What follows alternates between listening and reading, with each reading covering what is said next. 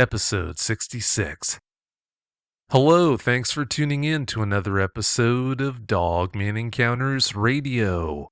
I'm Vic Cundiff, and I'll be your host as we listen to eyewitness encounters involving one of the most terrifying cryptids, Dogmen. Our guest tonight wishes to remain anonymous. For that reason, I'm just going to call him Mike during the show.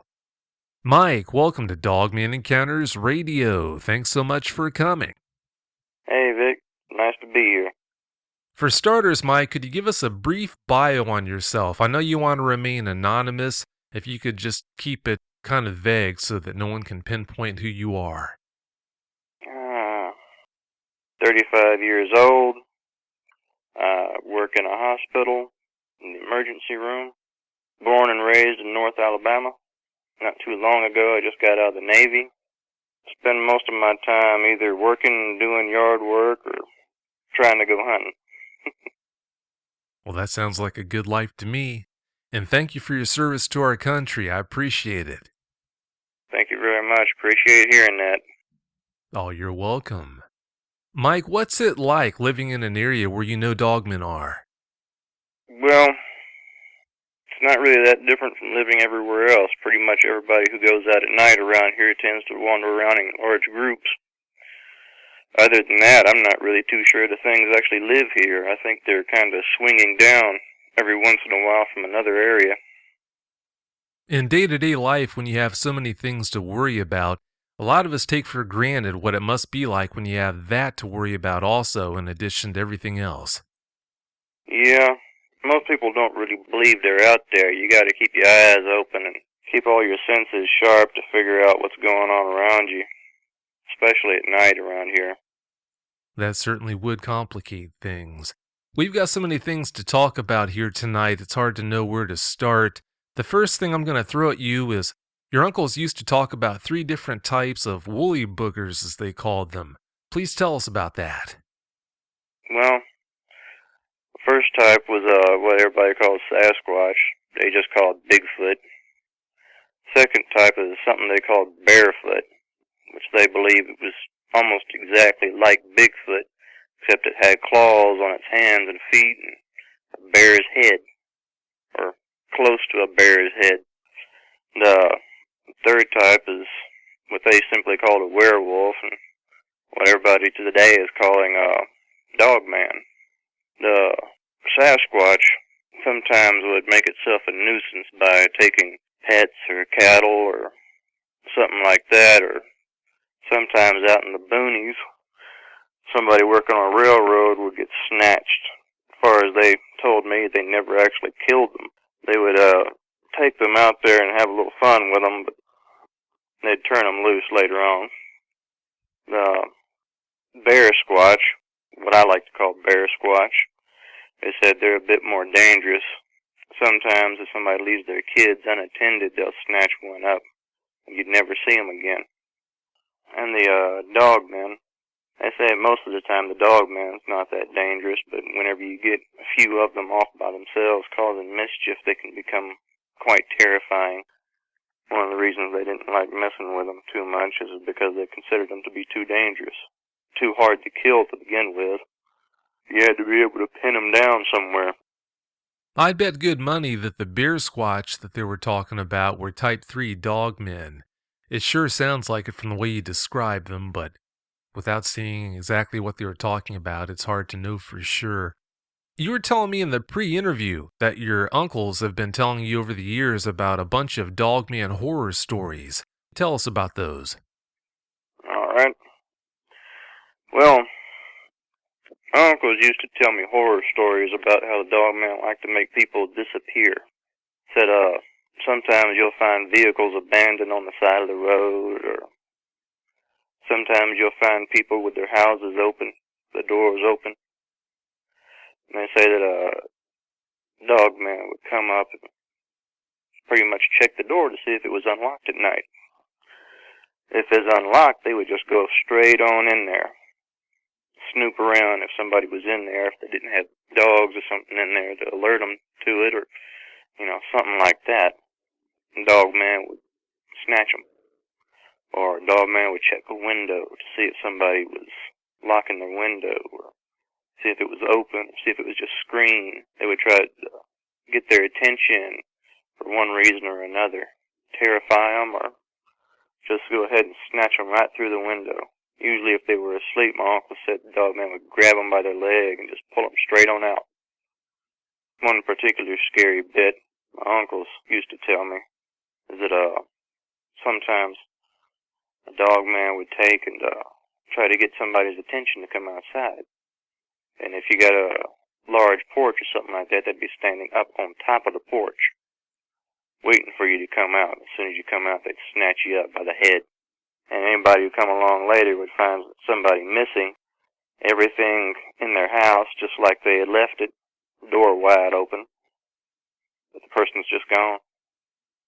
Another thing they told me is that sometimes they would try to run across a road or something like that and scare somebody into either pulling off or skidding off into a ditch or something like that.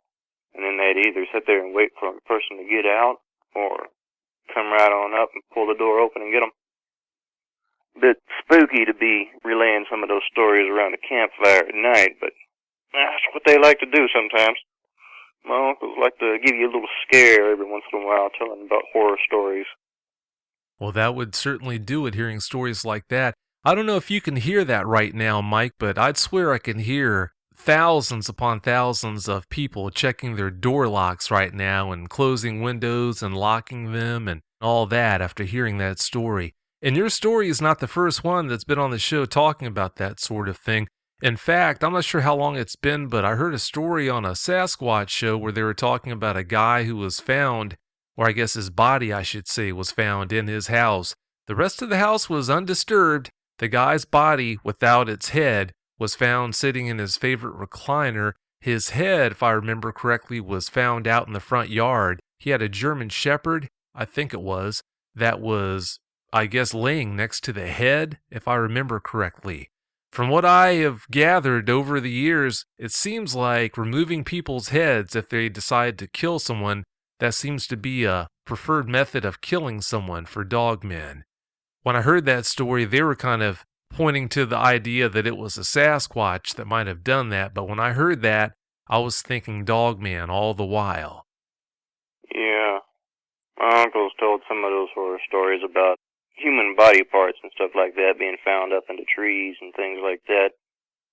Dogmen, or what my uncles told me, tended to do something like that as a bit of a frightening reminder as well as a territorial marker. This is mine. I'm here. Don't come here. Get lost. And they seem to think that the Dogmen don't usually eat people. They're not actually out to kill and eat somebody. They'll eat a pet, they'll eat animals, they'll eat livestock, but they don't seem to eat people. If they get a hold of you, they might tend to kill you, or even mutilate you or mangle you. But my uncles didn't believe they ate people.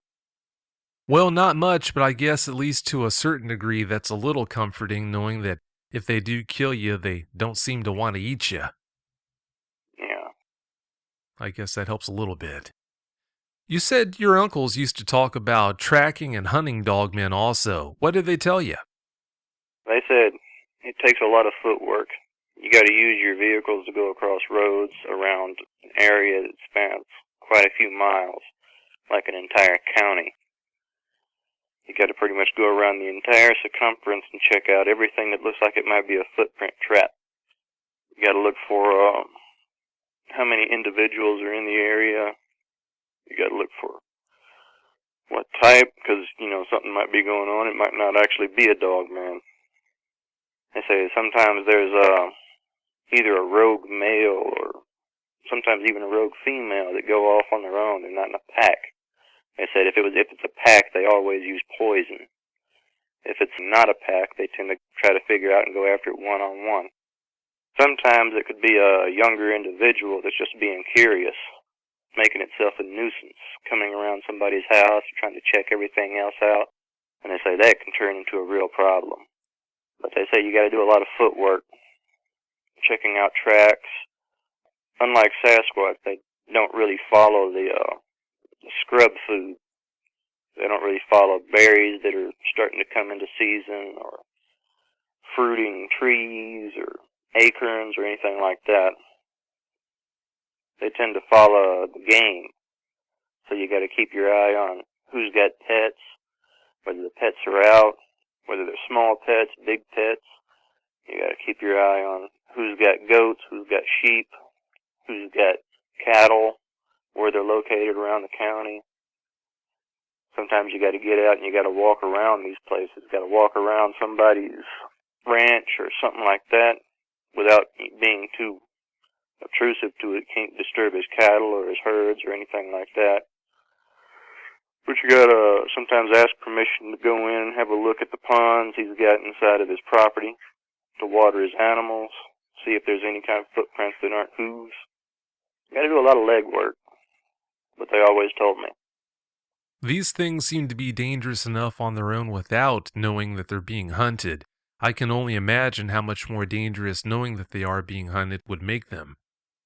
Yeah, they said that's one of the reasons they didn't like to mess with them too much. Anything like that, they said, tends to be smart. If they get where they know you're after them, then you pretty much got to quit. It sounds like they've got a lot of experience hunting them. I can only imagine some of the trips that they've been out on and how hairy they got. We've got 3 encounters to talk about tonight. Let's talk about the first one you had in '89. Alright. Well, me, my grandmother, like 4 of my cousins, and my uncles, every summer we'd go off camping and fishing. My uncles like to run trout lines on a creek called Flint River. It's called Flint River, but it's really just a glorified creek, a fairly large creek. It runs through a place called Paint Rock Valley. They like to go down there and set up trout line and along Flint River. And pretty much throughout the night, every hour or so, they'd go out in the boat and check their trout line. Well, one summer down there, my grandmother was with us, and she heard something off in the distance that sounded like a baby crying. She turned white as a sheet, and she grabbed everything we had with us camping that would burn. Paper plates, plastic spoons and forks, those solo cups, everything. And she had that fire raging. She sent us and herself out, and we gathered everything else that would burn, every leaf, every twig, every stick that we could use to make a fire. Pretty much dragged everything back as far as the light could reach. And she got that fire raging. To me at the time, it was well over head high. It looked to me like it was going all the way up into the treetops. And she pulled the truck with the wagon right on up there close to the fire, as close as she could get it without worrying about the truck. And everybody piled into the truck. And she sat there with a double-barrel shotgun. And directly we heard something coming closer and closer, and it never did come into the firelight. It stayed out far enough just to be nothing more than a shadow amongst the trees. But she kept her eyes on it. She never let her eyes go off of it. Looked to me like she didn't even blink. And it was making noises like low growls and stuff like that. And we heard snapping and popping, kind of like wet joint popping sounds out there. And it seemed to shift from one side to another, like it was stretching out. And then it stood up. When it stood up, my grandmother lowered that window a crack, and she let it have it with that double-barrel shotgun. And that thing was loud inside that truck. Seemed like it was going to make all of us go deaf. But the thing fell over, and it commenced to screaming. Then it jumped right back up and took off. We didn't see it again that night. And when my uncles came back, she gave all of them a pretty good cussing. And they loaded everything else up and left. Did your uncles ever give you an idea how far or how close they were when all this action happened? No, and I never did really ask them. I have to think they were pretty far off. They said they heard the gunshot, but they didn't hear anything else. Yeah, they could have been pretty far off still and heard that shot. It is pretty hard to tell. Well, we've got a lot to cover, so if you don't mind, let's just hop right into this second encounter you had. Alright. Well, the second encounter happened in '92. I was 12 years old at the time. I don't remember exactly where it was. I only remember it was in the southeast Tennessee region. The area was full of low-lying hills, pastures, and fields, separated by woods, forest with a few creeks, and a bunch of cow pastures had ponds and stuff in them. And there was a ranch-style farmhouse up there.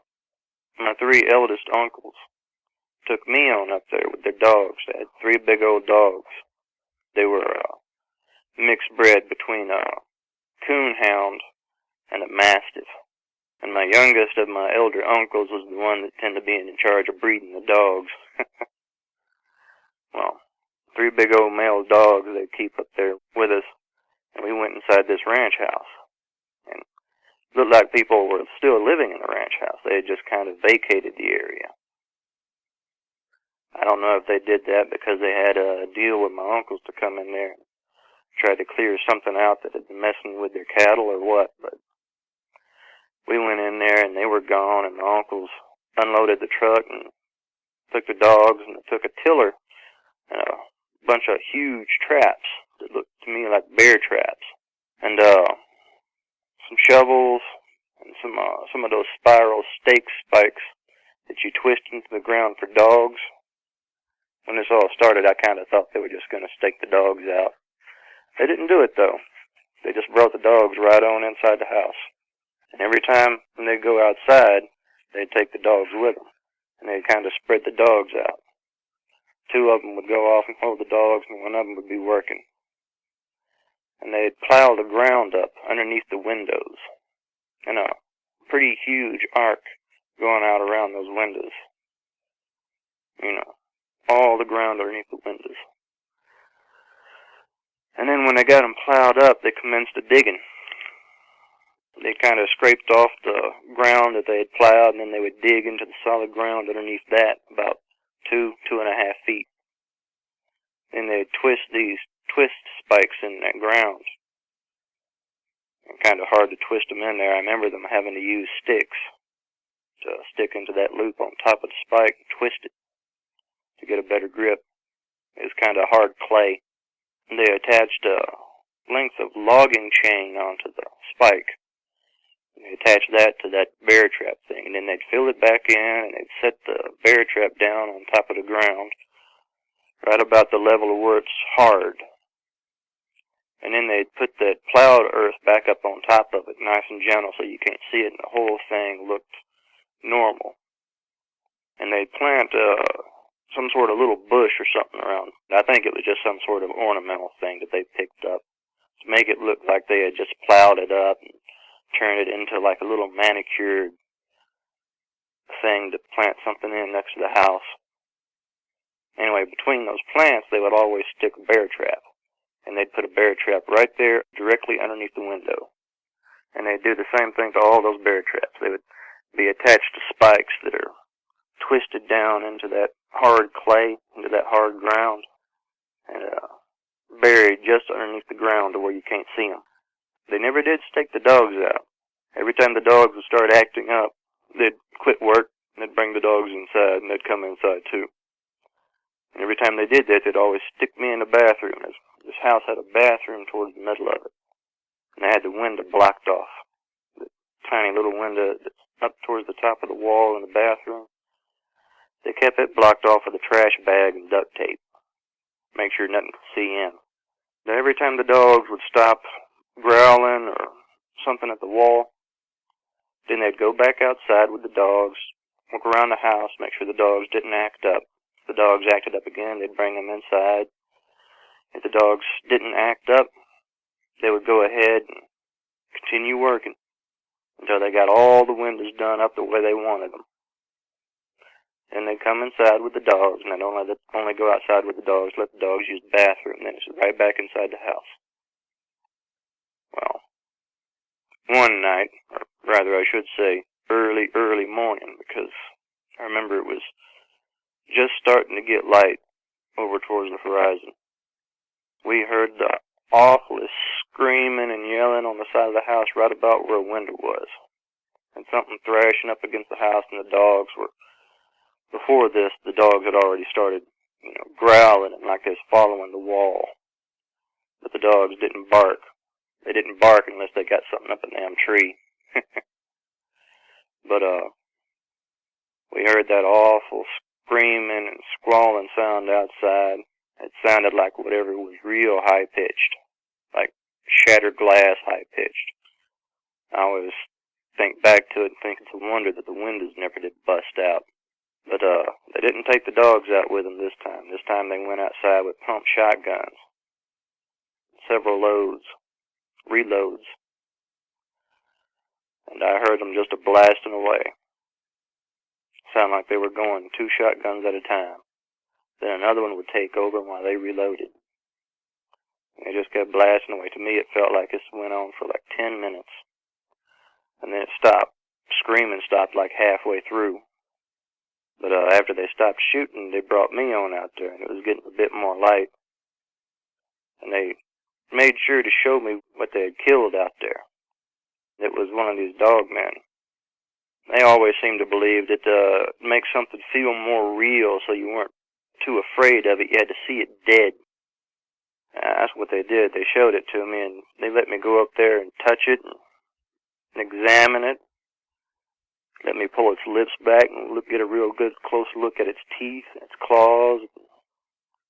I like to say what's on its hands, but they look kind of like somebody had taken a dog or a wolf's paw and blowed it up to huge proportions and then stretched all the toes out to become fingers. And it actually had 5 fingers, which is something you wouldn't expect from something that blowed up from a dog's paw. But it had the rough, what looked like chapped skin. You know, the broken type pattern that you see on the pads of a dog. You ever take your dog's foot up and look at it? It doesn't really have fingerprints. It's got a kind of a broken pattern to the skin. Its fingers and the pads of its hands kind of looked like that. And it had these long fingernails that were real thick and strong, like and pointed like claws. And they were like, God, they must have been like an inch or so long, maybe longer, coming out of the fingers. And they were retractable. I remember that. I remember going up there and looking at them and thinking they were like a cat's. They were retractable. They kind of moved a little bit, not all the way, but a little bit inside and outside of the finger, the way a cat's does. When I saw this, I kind of asked my uncles if this thing was some sort of cat. They told me, nope. Look at the head, boy. Does that look like a cat's head to you? Got up there and did a real close look at the head, and it looked like a giant freaking dog. Just looked like somebody had taken a huge dog's head, stuck it there. They didn't shoot the head. They seemed to be concentrating on the body and the legs and the big parts of the arms. And they pretty much made this thing's body look like hamburger. There were a few dimes scattered about. This thing's teeth, I got a real good close look at its teeth. Felt of its mouth, its lips. Its lips were like a dog's. They kind of, how dogs got these lips that are, able to go up and down a little bit higher than a human's. They were like that. But its teeth weren't like a dog's. It had canine's teeth the way a dog did, but the teeth weren't like a dog. The dog's teeth kind of are rounded. They're softer edged. They're not as sharp. Dog's teeth don't really have real hard, sharp points on them. But these things did. Both the uppers and the lowers had sharp points. It looked kind of like they were self-sharpening against themselves or something. The ears had little spikes or tufts of fur coming out of the top of them, and they were pointed. But they weren't pointed exactly the way a German Shepherd's were. They were kind of curved a little bit inward from the top. The eyes were an amber colored. It looked kind of like somebody had shined a light through a glass of beer. You know, the way the beer kind of lights up a little bit. It's got that kind of amber color to it. The claws on the feet look just like really huge dog paws. But the claws didn't seem to be retractable on the feet. And I don't know if it's just because of death or what, but two of the toes seem to be curled upward. I don't know if anybody's like this, but they ever try to stretch out their toes when they got bare feet. How two of the toes sometimes seem to curl upwards a little bit better than the other three. That's the way this thing's feet did. My uncles made sure I got a real good close look at this thing.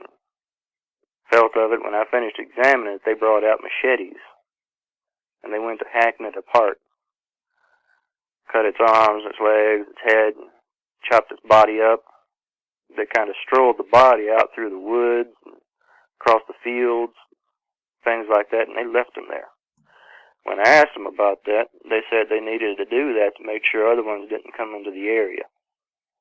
After that, we left. I never really went back to that spot, or I'm not even sure I'd be able to find that house again. Like I said, I was 12 years old. I didn't know exactly where it was. I wasn't keeping track of road signs or anything like that. All I knew it was in somewhere in southeast Tennessee. If you had to give a general description of what this Dogman looked like laying there on the ground, how would you describe it? Well, a lot of your guests said they looked like the ones from the underworld, the ones that looked more wolfish-like than the ones in the original movie. And I remember listening to this one show of this hunter who says the one he saw looked like the werewolf from Van Helsing. That's what I saw when I saw it dead. It looked exactly like the black werewolf, that Hugh Jackman who always played Wolverine. It looked exactly like that when it was dead, except it had a tail. And I'm pretty sure it had even sharper teeth. The teeth looked like they were self-sharpening, like they come to a point. Well, that's scary. After having the chance to go up and examine this thing when it was dead the way you did that make things better for you later on down the road when you heard these things outside or close to where you were, or did it make it worse? It seemed to make it better because I knew they were something out there. They were not a supernatural creature. Whatever they were real. It made it better and worse, you could say. My uncles always believed that a supernatural creature wouldn't be able to come into your house after you. They'd be stuck by the threshold. They always believed anywhere you lived or slept or rested or spent most of your time, a supernatural creature couldn't get in there unless they were invited. But they always believed that a bear squatch, a Sasquatch, or a Dogman weren't supernatural, and they could actually break into your house if they wanted to.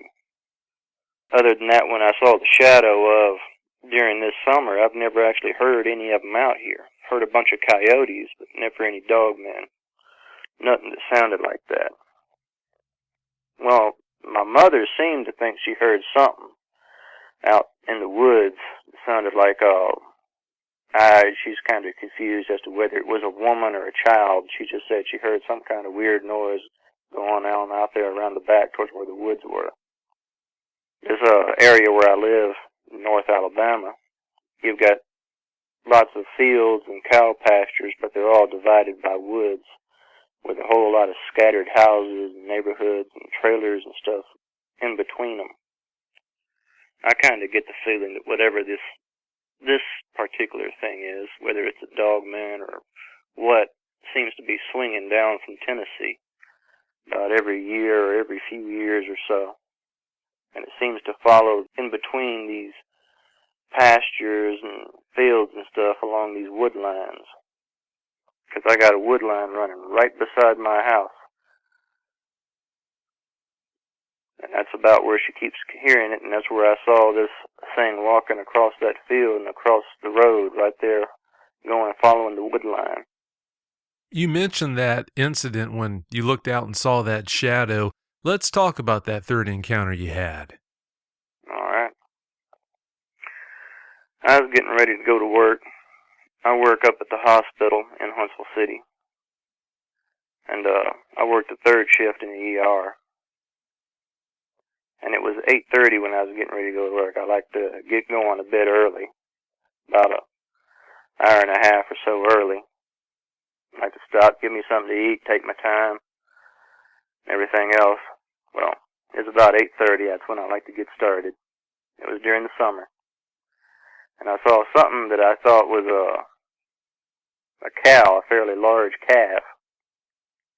It didn't look quite like a full-grown cow. It kind of looked like a juvenile, you know. And it was walking along the wood line because the guy in front of me owns a pasture. He's got his pasture out there, and his pasture is part field and part wooded area. And this thing was walking right there on the border between the woods and the pasture.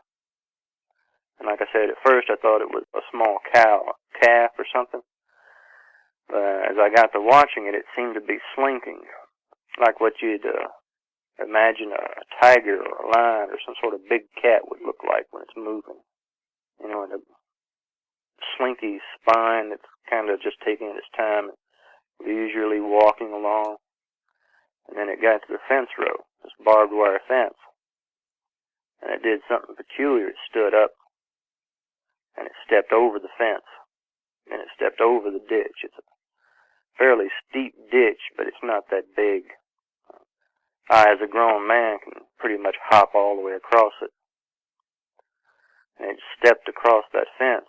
Then it went onto all fours again and went right across the road and off into that wooded area right there beside my house.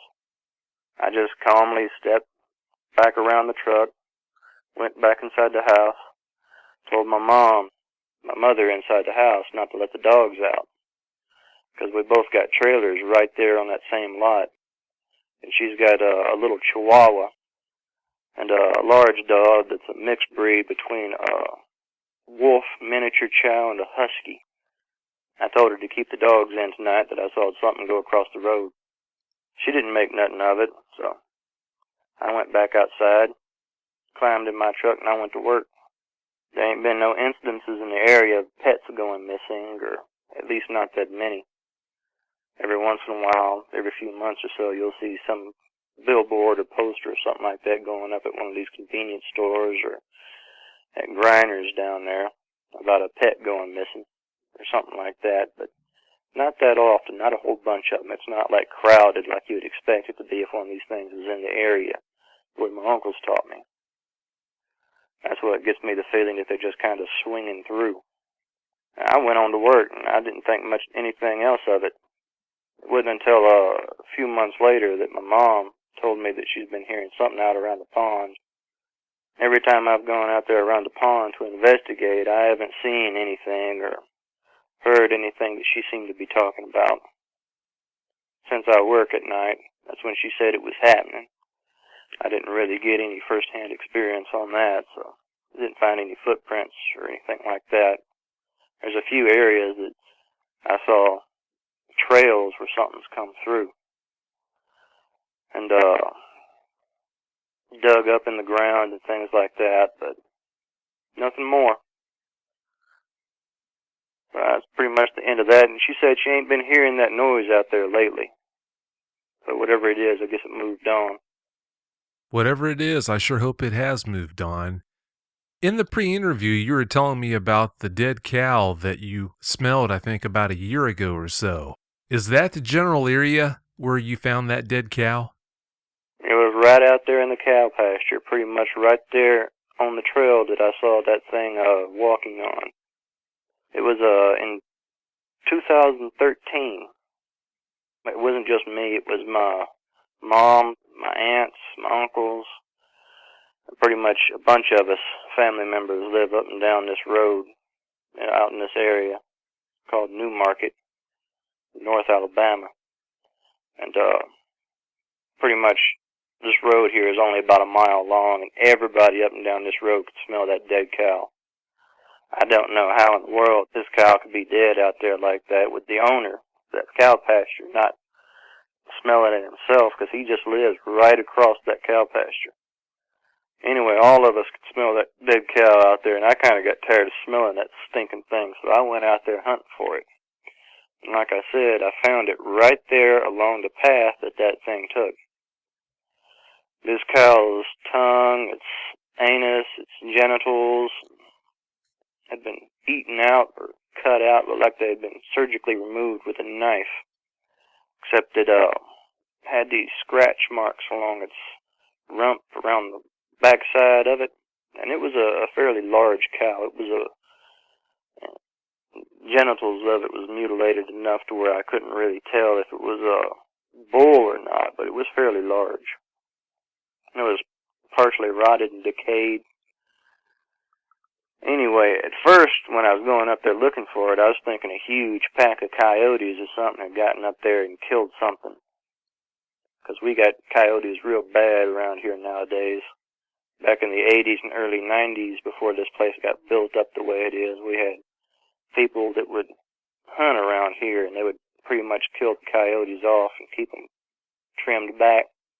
Some of them would actually trap them and try to sell the fur. But I went ahead and walked across the rest of the way on up across that field, and I told that dude about his dead cow up there, and everybody was getting kind of pissed off that he ain't back there and buried it. He seemed to not want to go back there at first, but that day he kind of took his front end loader out there and he buried the thing. So, but thinking back on it, after seeing that thing walk across that field and across that road, I was thinking, I bet that didn't seem to me like a coyote that killed anything. When they killed something like that, they tend to do a lot more than just take out the tongue and the genitals and the anus and all the soft, chewy bits. They seem to just kind of try to pull the skin across something and just eat as much as they could. Yeah, that doesn't sound like a coyote kill to me either. You mentioned all the neighbors up and down the road there for about a mile or so. Do you know if any of them are seeing these things, or is it just you and your family that are seeing dogmen? I haven't really asked around. I know we're not the only ones with a pond. There's a guy who lives behind us on a different road. He's got a pond that's right there close to the forest line, too, the wood line. And there's a dude about halfway down the road who's got a pond out in the field. Some of the retired people seem to be out there. Now that you mention it, I might go by here one of these days and ask them if they notice any strange noises out in the wood lines and in the forest and stuff like that. The guy who lives way down on the end of the road said that he's been having problems with coyotes getting a little bit too brave. He said he was out mowing his lawn and a really large pack of I don't know if he said it was 5 or 10 coyotes, but he said it was just a large pack. It was out there growling at him. He said he's never seen coyotes do that before. When he walked up to them a little bit closer with a flashlight, they all took off. That's pretty much the last my neighbor way down at the end of the road, about a mile down there, had to say about it. I never asked him if he heard any strange noises out there at night or anything like that. I'd be kind of surprised if they weren't having activity too, since you're seeing so much, or since you have seen so much in the past. But Yeah. unless they come out and tell you about it, of course, we'll never know for sure. You shared an interesting tidbit of information with me about Missing 411. Tell us about that. Oh, yeah. I was reading a novel one day, and the author kind of put it in his book that the number of people who go missing, who just kind of disappear each year, is about the same percent as the number of herd animals on the Serengeti that get taken by large predators, like lions or hyenas or something like that. I remember reading that, and I was thinking it's interesting, and I went back and checked on it, and it turns out to be relatively true. I'm not saying all these people are, being taken by some type of large predator, but it's just something interesting. I wish somebody with a little bit more background on research would kind of look into about how many vehicles are left abandoned on the side of the road, about how many homes are left abandoned, just somebody seems to just walk off and leave it like they'd never been there before. Like they just kind of, decided one day to get up and leave, and just never come back. It sure does make you wonder what's behind all of that. Have your uncles shared any opinions with you about whether it's dogmen that are mostly responsible for these people being taken, or Sasquatch, or even the bear squatch? My uncles seem to think it was a combination of a bunch of things. You gotta remember, my uncles were pretty old school. I'm not saying I believe in this. I'd have to see it for myself to believe it. But my uncles believed that what we today call a dogman was an actual, real werewolf. And anytime I asked them about this, they always cite that Native Americans had their own myths and legends about shapeshifters, but they never actually had any myths and legends about werewolves until after the white man started showing up from Europe. And they always said that if you follow these things, they seem to start somewhere around Louisiana, then they move outwards from there, going all over the place. My uncles seem to think that they actually recruited people. They would either a lone female or a male or somebody like that had, for one reason or another, had lost a mate or lost a family member or a group had lost somebody, that they would actually recruit a new member. They always seemed to believe that sometimes these disappearances were people that had been tricked into going out after them. They always seemed to think they'd make a crying noise like a baby to try and see if there was a man out there with a fraternal instinct to go out there and try to protect the baby, or they'd make a crying noise like a woman screaming bloody murder, see if there was a man in there with an instinct to go out there and try to save the woman. And that's the type they would want. Somebody that would, be family-oriented, so they'd try to make them a part of the pack, or try to get them as a mate.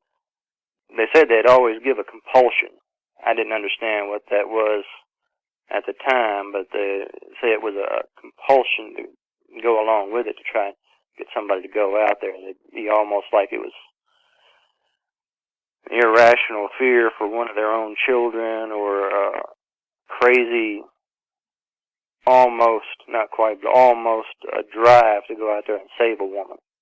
And somebody, if they went all the way out there to wherever they heard that noise, that'd be it, and they'd be gotten. They'd take them. They didn't believe that it was a bite or a scratch that would cause somebody to be turned into one of these things. They always believed that it was a sexual thing. They believed they'd get out there and they'd be assaulted, they'd be attacked and raped, and they would kind of hang on to them out there and keep them out there, and after a while they would not come back. You just never see them again. A scary thought. That's what my uncles believed. I don't really hold much water with it. I kind of have to see it or something like that firsthand to know about it. When I was little, I didn't feel any compulsion when I heard this thing crying out in the woods, so, nothing like that. That's just what they believed. That's old folky beliefs. It sure doesn't paint a pretty picture. No, it doesn't. Not at all. You just shared with us where they seem to think these things come from or came from. As far as your beliefs, where do you think they came from? I'm not really sure. After they told me that, I went in school and I started trying to do some research on a lot of the stuff they told me. I was still in high school and they were still teaching me these things before my elder uncles started dying off. The Sasquatch is the only thing I can find in my research that seems to point to that would be a Gigantopithecus. Comes from Southeast Asia. Paleontologists seem to think that the Gigantopithecus was descended from or related to the orangutan. Also in the paleontology record, in some of the books, there's a mention of a bear-like creature that lives in forests that was pretty much arboreal, meaning it lived almost exclusively in trees, the way an orangutan does today. I kind of got the theory that the bear squatch is probably a parallel evolution version of the Gigantopithecus, only it descended from that tree-dwelling bear animal instead of an orangutan. As for dogmen, other than myths and legends, I really don't have any idea where those things came from. I can't find anything in the fossil record or paleontology that seemed to correlate with them at all. The first myths I've been able to trace back go to Egypt and ancient Greece. That's as far back as I've been able to get. Other than that, every culture seems to have something about shapeshifters. All of them got something about shapeshifters either being vicious and mean and attacking and killing and eating people, or actually trying to seduce them or lure them out somewhere and rape them. That seemed to be the big thing about shapeshifters and mythology and legend, and that's all I've been able to ever dig up on the things, to tell you the truth. But like I said, I've found nothing in any of the books I've ever researched on animals and zoology or paleontology or anything like that that points to anything like this. Yeah, the lack of evidence like that is one of the most frustrating parts. We know they're out there, but there's just really nothing pointing towards where they did come from, so that's just another big mystery about them. Yep. My uncles seemed to think that they lived in groups like packs, but they tended to be family-oriented, usually with a really big male. And they seemed to think most of them weren't dangerous, that they just kind of mind their own business and go off on their own. They seemed to think they were just scary as all. He said every once in a while it's when you get a rogue or a group that are going out. He said every once in a while you get what they like to call a juvenile pack or something like that that's going off and trying to get themselves established, or some reason like that. You get a bunch of strays or loners that start banding together and form a group. They start wandering around looking for a territory or something like that, and they said they tend to get dangerous. They're curious, they're nosy. You got to remember, my uncles were people that actually believed that these things weren't like that all the time, that they changed form into people, which I always thought was a bit of a scary thought, that they were actually real and actual werewolves. One of the ways they always told me to track them was to look for entire sets of clothes, rather cheap clothes at that were set on a rock underneath a bush, or on top of a bush up off the ground, or on a low-hanging limb up off the ground, or something like that out in the woods. Usually set by some place that's either a four-wheeler trail or a four-wheel drive trail that seemed to go off of the main road or a country road off into the woods, and usually dead ends there at a creek or something like that, set up so that you literally got to drive your truck or your four-wheeler through a spot where you can't see inside. The bush, the brush is right there, that thick, going into it. All you can see is pretty much the tracks that's worn out in the dirt. Once you get in there, you pretty much got to stop. My uncles always taught me to go into places like that and you look around for clothes. They always got their clothes set up off the ground somewhere. They always said they seemed to be cheap clothes like you find at a thrift store or something like that. As if dogmen aren't bad enough, if there really were werewolves around, I guess that's the only way this whole thing could be worse. Yeah, they seemed to think that they were the same thing. They seemed to think that when they went out there in a group, they always went out there together, and when you saw a loner out there, that was the most dangerous ones you could find. They seemed to think because the groups didn't want them for some reason, or because they were just off somewhere looking to build their own group. They always believed they were the most dangerous because they were most likely to snatch people, either to help found their own group or for whatever reason. Yeah, the idea of a dogman that can't get along with the rest of the group, that's not the type of dogman I want to run into. In the pre-interview, you were talking about the cave systems around Huntsville City, Alabama. You were telling me something interesting about them. What was that? Oh yeah, the cave systems around Huntsville City, Madison County, Newmarket, all of them. This whole area is pretty much underridden by caves everywhere. The thing is, they're all closed off. When people came in here and started building the place up, the first thing they did as soon as they started moving in was sealing off caves. Every time they'd find a cave, they'd seal it off. They'd pull rubble into it. Sometimes they'd even pour concrete into them. Sometimes they'd dynamite them and cave them in, but they'd always seal these caves up. And in this area, it's totally ridden with caves everywhere. In fact, so many caves underneath Huntsville City itself that there is a constraint on the types and sizes of buildings that can go up. There's a limit to how big and tall and how heavy a building can be constructed. Big Spring Park, right there in the heart of Huntsville City, there's a little spring with a tiny waterfall coming out of it. If you go up there now, it's bricked up. You can't see or get in there. It's concreted and bricked up, but if you look through the records, you'll find out that Jesse James had come through there and was running from the law, and they were getting close to catching him, and he ducked down inside Big Spring and actually dove down under, at the time, what was an underwater cave, and escaped into that cave system. Police officers were diving down underneath there and going inside that cave system hunting for him, and they never did find him.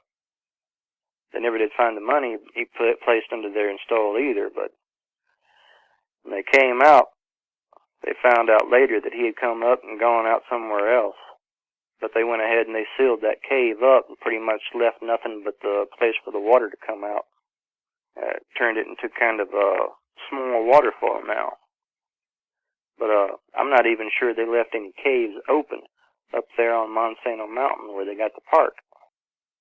Didn't you say those cave systems continue on, I think, even into other states? Oh, yeah, those cave systems go all the way up into Tennessee, and who knows how much farther from there.